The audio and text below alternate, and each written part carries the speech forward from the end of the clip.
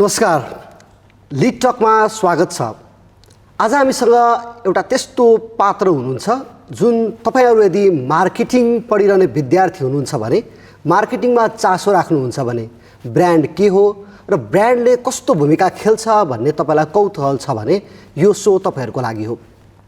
आज मसँग एकजना त्यस्ता अतिथि हुनुहुन्छ जसलाई धेरैले पढ्नु पनि भएको होला, धेरैले देख्नु पनि भएको होला, धेरैले सुन्नु पनि भएको होला। उहाँ हुनुहुन्छ ग्राहम रोबर्टसन। बिलभड ब्रान्ड्स पक्कै सुन्नु भएको होला र सुन्नु भएको छैन भने बिलभड ब्रान्ड्सको पुस्तक पनि पढ्नु भएको छ होला र त्यो पुस्तकका लेखक, बिलभड ब्रान्ड्सका संस्थापक हामीसँग हुनुहुन्छ ग्राहम रोबर्टसन। स्वागत छ यहाँलाई। Thank you. You came to Nepal. How are you feeling right now? I'm feeling great. Yeah, a little tired here and there, jet lagged. I've been traveling for about 5 straight weeks now. So I get home on Saturday. What do you think brand is currently rising inside Nepal or inside Kathmandu Valley? Did you came to learn something about it? A little bit. Today we had a session where I heard about 10 different brands in the room. And, I thought I was quite interested and curious. I think I look at brand as an idea. And what we're trying to find to today's sessions is trying to get people to narrow down to the combination of the functional benefits and the emotional benefits. And that to me is giving consumers what they want and need, but also helping them to feel certain ways. And that'll be helpful, I think, with the brands in Nepal. Today I got a sense that maybe they've been marketing based on functional alone and not enough emotion. And then when we tapped into it today, we could start to hear some of that emotion come through. There are some lacks of connecting people. So do you think like that current situation of entire world, is there a gap between audience with the brands or not? Yes. Too many brands right now just shout their message at people. And what I'm trying to encourage, and today I talked about brand positioning, starting with the consumer and knowing them better and serving them better. We, in a sense, as marketers, are representative of the consumers to the brand. And we have to listen and observe and be interested in those consumers. What we want to do is make consumers more interesting and engaging and trying to find these insights that connect with them. So yes, I'm globally in different sectors, especially in technology. Brands still talk about bits and bytes about how big we got this kind of megabytes and gigabytes and 74 of this. And really what people want to do is, connect with friends, look up stuff on... So you mean to say that people, brand always mostly spend a lot of money on advertisement, but they can't connect to the people. Yeah. So it is the biggest mistake or what? Yeah, I think, it's kind of funny, but it's a career where probably not enough people are good at it. And even though they spend a lot of money, they're misusing that money by just shouting their message at people and not connecting. And I think connecting, consumers are maturing. Marketing itself is about 120 years old right now, probably started about 1900. And consumers of today are kind of tired of being burned by faulty messages, and they're more skeptical. And they're tired of all this, too many ads and yelling at them and buy me now. Well, why should I buy you ever? Right? I don't understand what you're doing. The question is, why should we buy your product? Exactly. Yeah, there's a big miss on that. So what we should be doing is really trying to understand the consumer, what their needs and wants are, and then, trying to find a way to connect with them and trying to understand them a little bit. The psychology of consumer is pretty interesting stuff. It means the main thing is creativity. The marketing is always talks about creativity, right? How much creativity contains rather than other things in brand or marketing?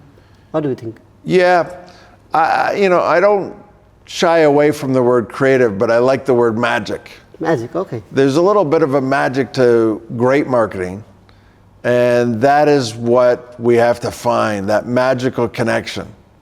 And that's where, the best brands do it. And, that's where I think even a little bit of magic is better than none. Consumers want to be connected with, they want to, feel things. And, we buy different brands for different reasons, and different people, get satisfied in different ways. And I think that's what we have to truly understand. So, does brand really make a sense to a person? As a person, does it really make sense to me if I want to buy something? Is it really related to brand, or is it related to the what we say, trust that build with the people? Yeah, but trust is connected to brand. So brand isn't just advertising, but I worked on Listerine, and it's one of the most trusted brands around there. And when you have that trust, that's what opens the people up. So we look at the functional and the getting the positioning into people's brains. But I think consumers need to buy it multiple times to truly believe that it's happening. Because they do doubt. I mean, I doubt everything, right? Is this phone gonna work? Is this electronics gonna work? Is this gonna get rid of the stain that it promises? So I doubt everything. And I need to use it almost 10 to 15 times before I trust it. And trust is the first opening that a brand can really connect with that consumer. Just like in a relationship, we can't love someone until we trust them. And the same thing with a brand. We need to trust that it's gonna deliver and do what it said it did. And that is a huge part before we can even open up emotionally. Consumers, as I say, we're skeptical and tired of being burned by, oh yeah, I fell for that. I hate, I still get mad if I fall for something. And I still do it. I mean, you buy something and I should have known better. But then you're mad at yourself, but you're also mad at the brand. So we need to gain that trust in order to open ourselves up, just as a human relationship. You came to know that there are 10 brands. A little bit, we heard today. Today. Yep, yes. Some banks, and we heard some. Nepal, in the context of Nepal is so small country, and it doesn't have so much power to endorse their product in whole the nation as well. In the international market, do you think Nepal's brand can beat international globally or not? I think so. Sweden's a small country. Sweden does amazing on brands. They have the Volvo brand, IKEA brand, Spotify, I believe, is Swedish, and they've done really well. They had the Nokia phones for a while. I mean, they were quite good in the 20 years ago. So Sweden has done that well. I think that a country the size of Nepal can also do well. Sweden's about 10 million people. So I think Nepal. It doesn't mean about the smallest or biggest. It means about guts. Yeah, I think there's a few things to brands that make them well. Okay. One is to try to understand the consumer. The other is to really create an idea. So to me, a brand is an idea, and if that idea can travel, then you can find success in the different regions. You are right here in a space where there's 1.4 billion to the north of you and 1.4 billion to the south of you. So if you can gain traction into one of those two markets, you're on your way to becoming a big brand. And that's what could be very exciting for you. And tourism, it's such an interesting place, not just with the wonder of the world, the Mount Everest, but I think the culture and the interesting kind of dynamic of, the relaxed culture of Nepal can be something that can be promising to people in a stressful world. Advertisement or creation, if we put these two things in aside, what do you think that the most people should know and the companies should know to endorse their product globally? Well, let global happen. Like, don't be too pressured to need to be global. But I think to be regional is a good start.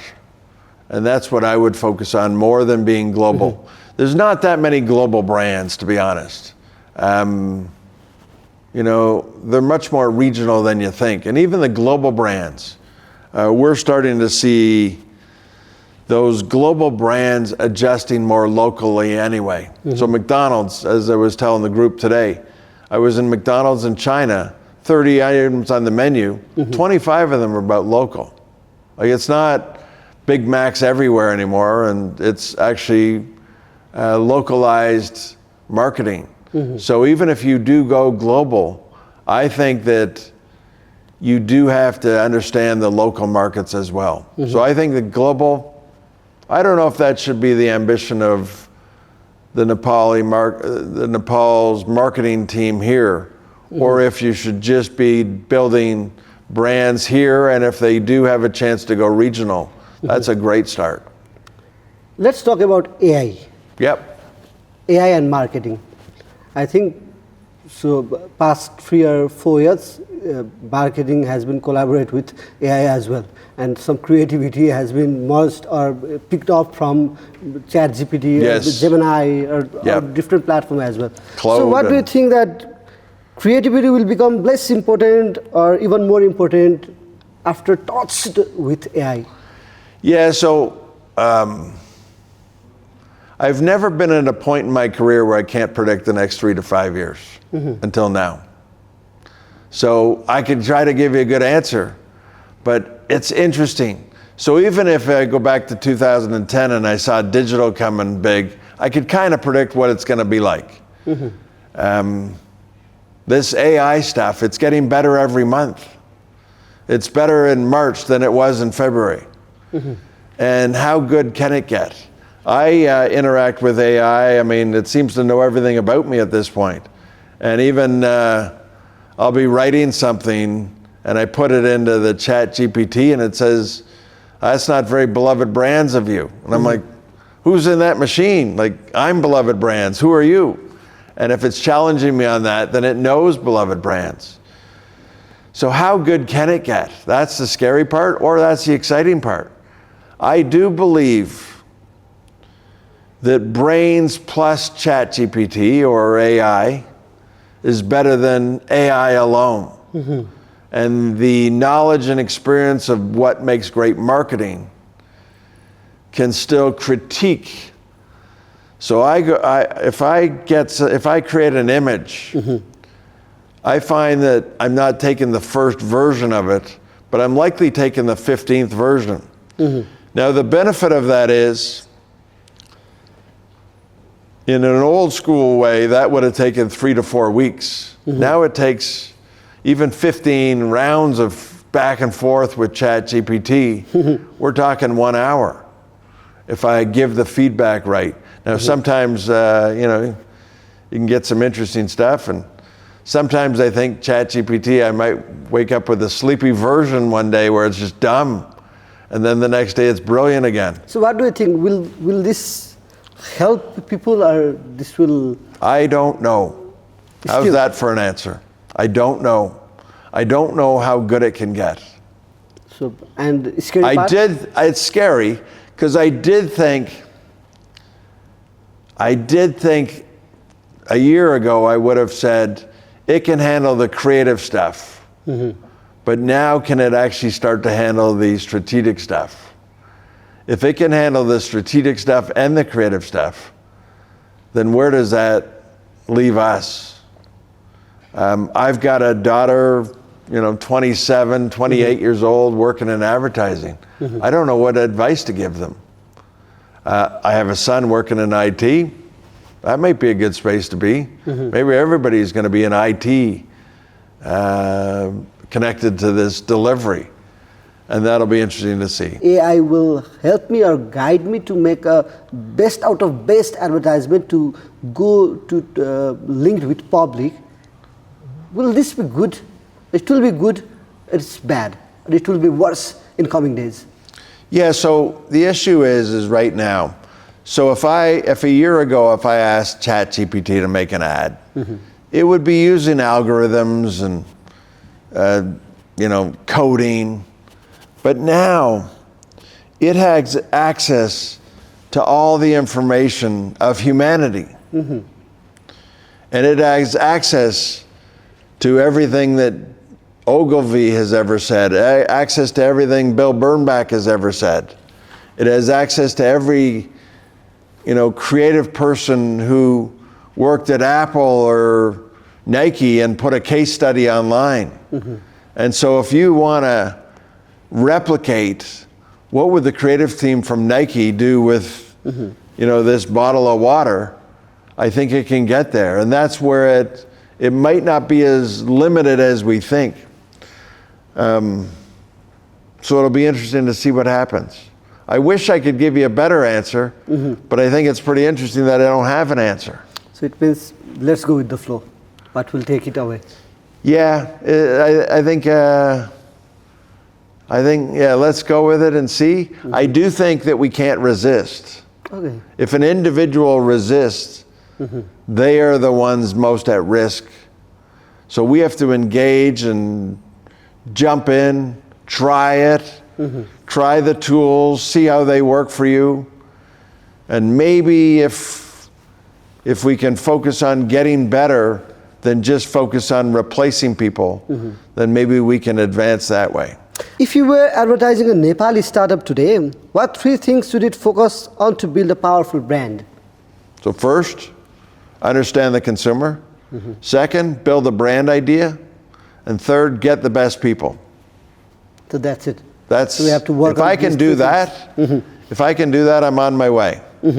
Some experts say the future of marketing will be fully data-driven. Do you think intuition and human judgment will still matter or not? I'm going to say it's not going to be data-driven because we have too much data already.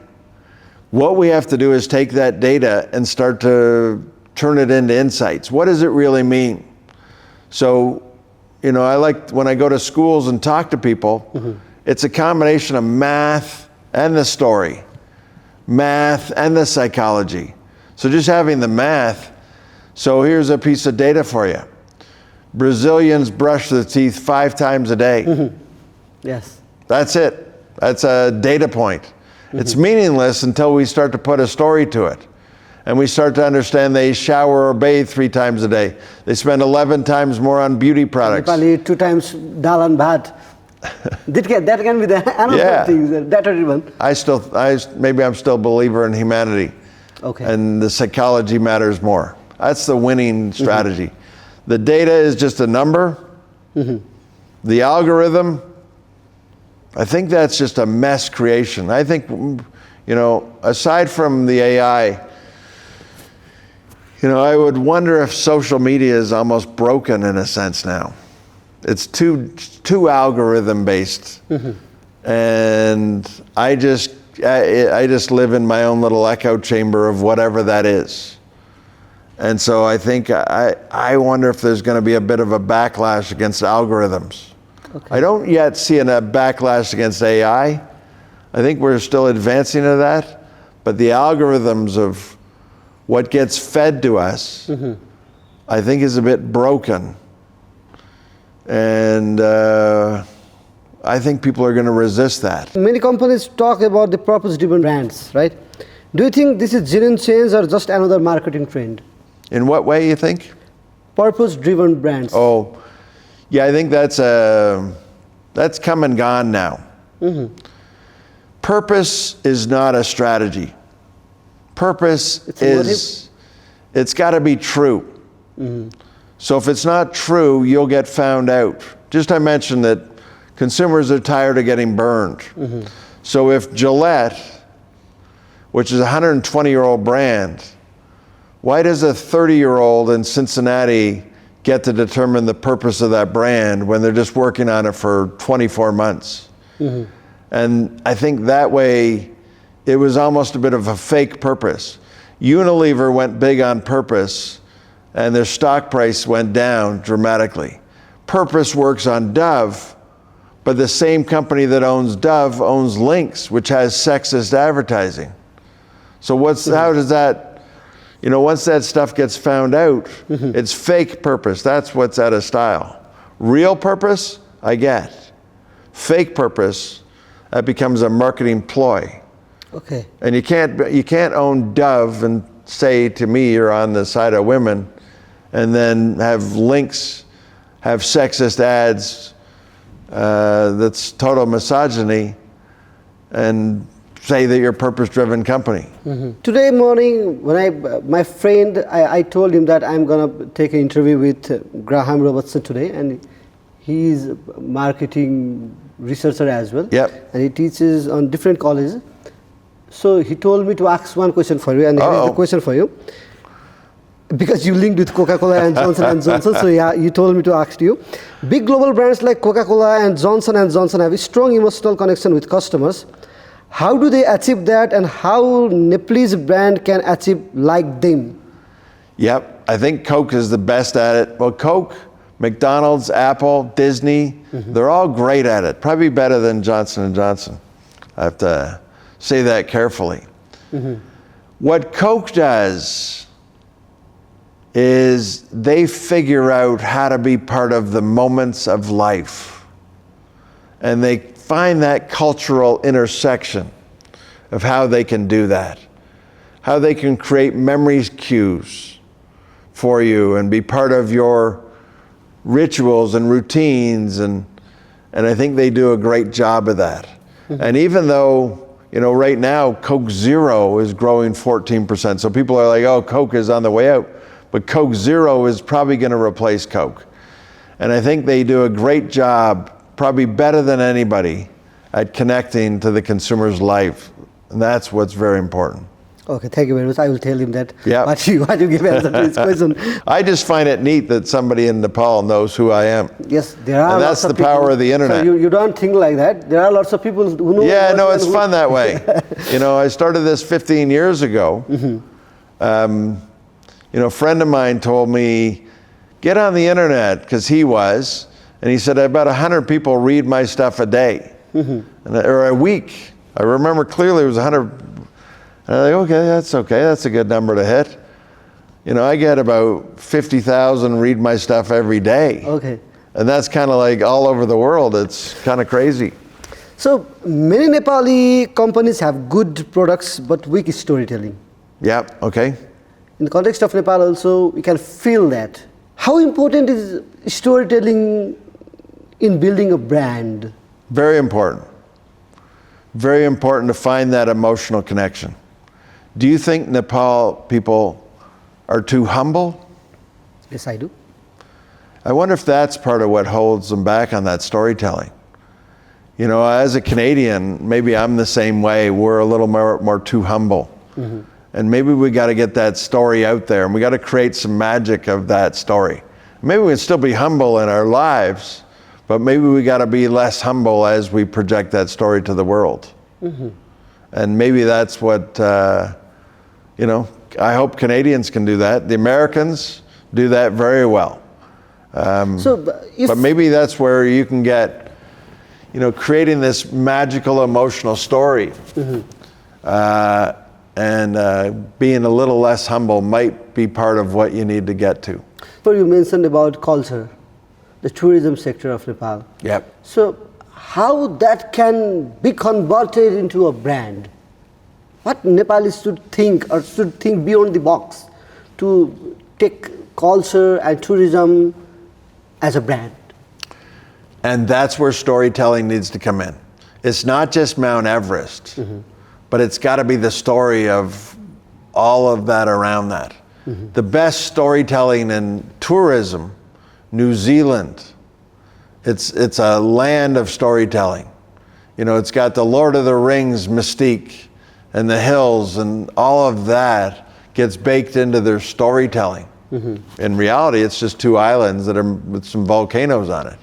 But you've got to go beyond just Mount Everest and talk about the magical stories of the Himalayas, and the people, and telling all that storytelling could make it even bigger and make it a draw. We have a place in Canada called Newfoundland, and it's just one island, but they do such a great job in creating such, mystique about this island they call the Rock. And it's got a magical place that you escape, and that's sort of how they promote themselves. And I think that maybe what Nepal needs to do is to go beyond the mountain, go beyond the trekking, and talk about some magical stories of the history and the people and the... So don't think about big. You can do from small things as well.